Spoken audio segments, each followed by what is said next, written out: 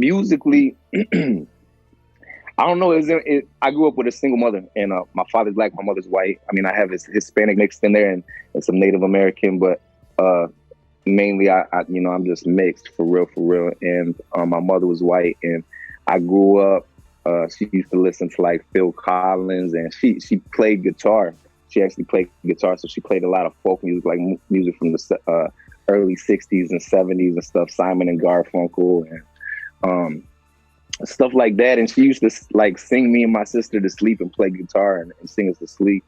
And as my love of music flourished from the time I can't even, remember a time when I didn't know music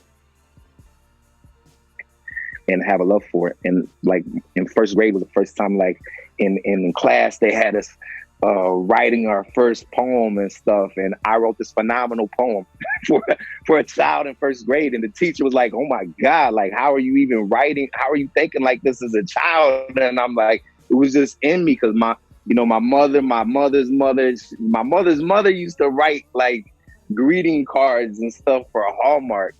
Like, so it was in her to write. So it was in me to write first. And, I always messed around with the guitar. I loved, musical instruments. I always, whenever there was a piano around, I had to get on the piano. But I really didn't produce. I didn't learn how to really produce until I hit the joint. Like this last 8 years, when I went, which isn't my first bid, man. I was doing time since I was 15 for real, in and out of the penitentiary. And while I was in this last 8 years, I really like honed in. Like I most of my dudes was like hustling to get the pack in. You know what I mean? It was like, I'm gonna knock off this CO over here, and she gonna bring in a pack for me. We're gonna get this bag. But really, my focus wasn't even the bag at that point. My focus was, let me get a musical instrument. We were only allowed to spend $250 on a musical instrument, so I finagled my way and ended up with a Roland Phantom G6, which at the time was 3 bands.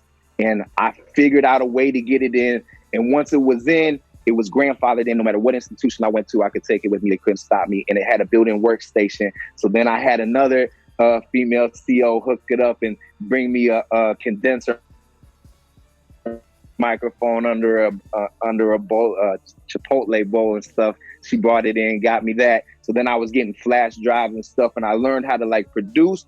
I produced the music in the joint because I got me and my dude Stormy Day. Shout out to Stormy Day. He's one of the founders of Felonation with me, and but he used to be with Cash Money. He was a producer, produced Juvie and all them guys, and he's doing 25 years. So like together, like he taught me so much on the production side that, for 8 years I went to school producing, you know what I mean? And so we were producing our music, recording our music, getting it out, sending it out to my dudes on flash drive. Then he would upload it in the studio, mix it down, and then throw it up on iTunes, which we later ended up getting in trouble for running an unauthorized business. And got sent to the hole, got our levels raised and sent to other institutions. But, we made a lot of music, and it's like pandemic stuff. Like I was saying, man, when you got that time to focus and really just better yourself, you got to take advantage of that. And when you do, you'll come out better on the other side, no matter what it is. When I was on the inside, bro, like literally I was dedicating my full day, except for maybe an hour and a half every, I'd have to have my workout. I'd go get my workout, but music was literally my life. It was my escape.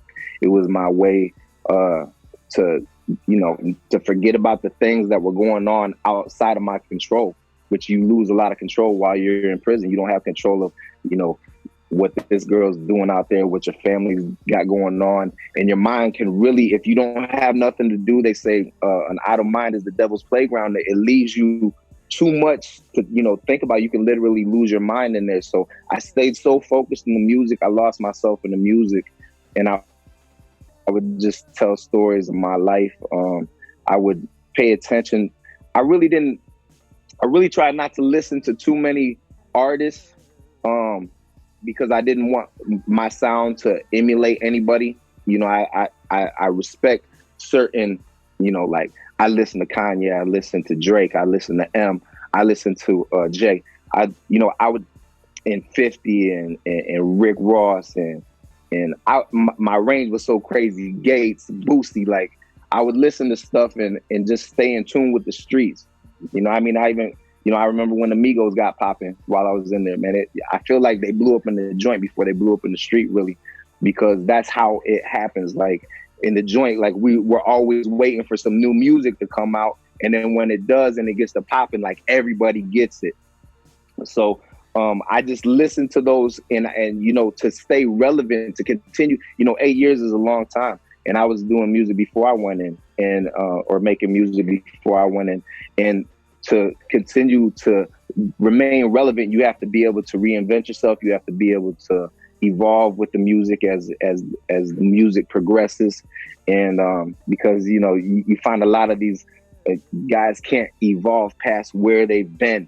They stay stuck in this works for me, this is my flow, and that flow becomes dated, and that music becomes dated, and they can't move forward and elevate with the music. So I just really would listen. When I work out and stuff is when I really listen to other people's music. The College Dropout was one of my favorite records to run. I'd run through the whole record. Like I'd run the track during the whole record.